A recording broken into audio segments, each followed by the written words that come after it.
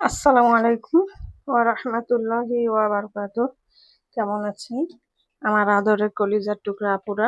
আল্লাহ সবাইকে ভালো সুস্থ রাখার তৌফিক দান করুন, এই দোয়া সবসময় করছি এবং আপনাদের দোয়ায় আমিও ভালো আছি। আলহামদুলিল্লাহ, আল্লাহর কাছে শুকরিয়া জানাচ্ছি। আপুরা, আজকে আমি বট রান্না করব, গরুর ভুঁড়ি। তো আমি গরুর ভুঁড়ি সিদ্ধ করে আগে থেকে ভালো করে জ্বালিয়ে নিয়েছি, এবারে আমি রান্না করব। তা আমি এখানে কড়াই বসিয়ে দিয়েছি, দিয়ে তেজপাতা আমি ভেজে নিচ্ছি।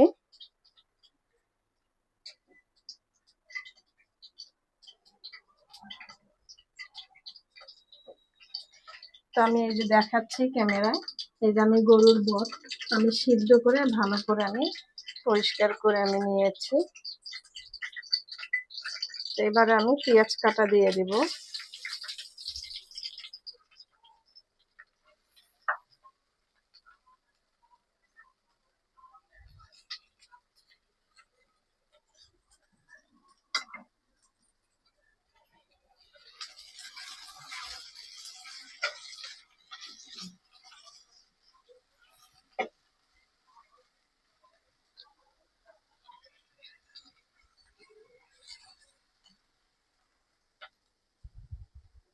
দিয়ে দিব আদা রসুন।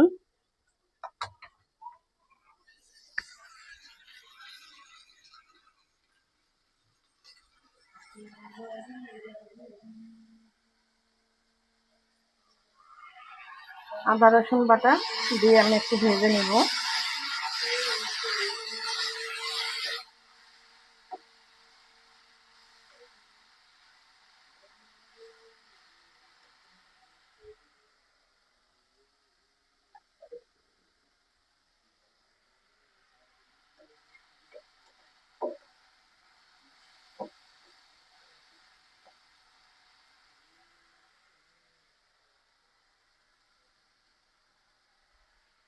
আমি দিয়ে দিব জিরা, ধনিয়া গুঁড়া, শুকনো মরিচ গুঁড়ো, হলুদ, পরিমাণ মতো লবণ, সবগুলো আমি দিয়ে দিচ্ছি।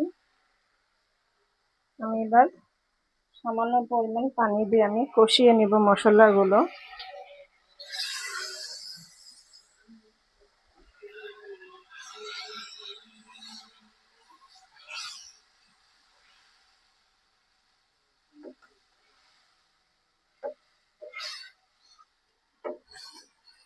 মশলাগুলো আমি কষিয়ে নিব। তো আমি মশলা কষিয়ে নিলাম। এবার আমি আগে থেকে আমি বট মানে গরুর ভুঁড়িগুলো আমি জ্বালায়া নিয়েছিলাম, তো আমি এগুলো দিয়ে দিচ্ছি। আর কোরবানির যেহেতু গরুর বট, এটা খেতে মজাই লাগবে যারা পছন্দ করেন। আর কম বেশি তো আমরা সবাই পছন্দ করি এই বট রান্না।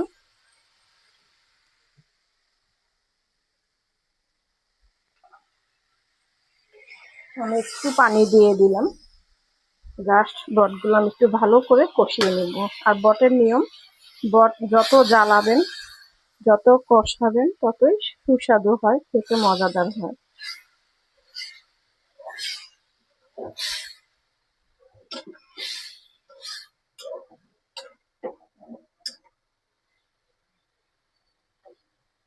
তো আমি এবারে ঢেকে দিয়ে বটগুলো আমি ভালো করে কষিয়ে নিব।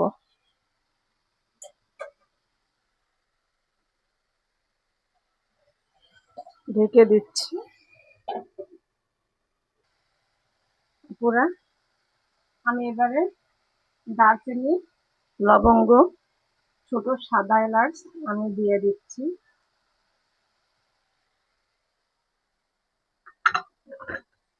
দিয়ে দিব 1 টেবিল চামচ ঘি। আমি ঘি দিয়ে দিলাম।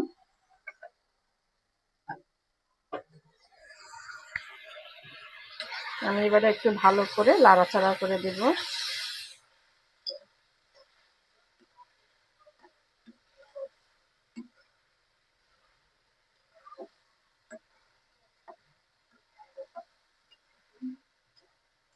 দেখুন আপুরা, গরুর ভুঁড়ির কত সুন্দর একটা কালার আসছে রান্নার। আর আপনারাও এইভাবে রান্না করে খাবেন। তবে একটু আলু দিলে ভালো হতো, তো আমি আজকে আলু ছাড়াই রান্না করছি।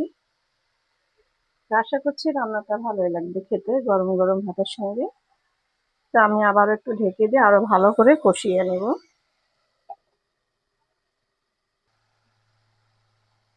আপুরা, বট রান্না হয়ে আসছে,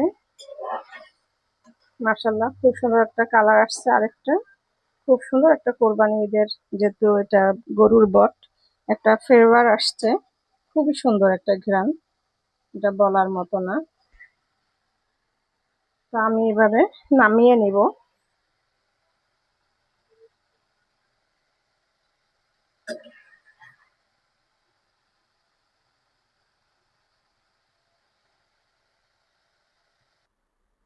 আপুরা, নামিয়ে নিয়ে আসলাম কোরবানি ঈদের গরুর বট রান্না।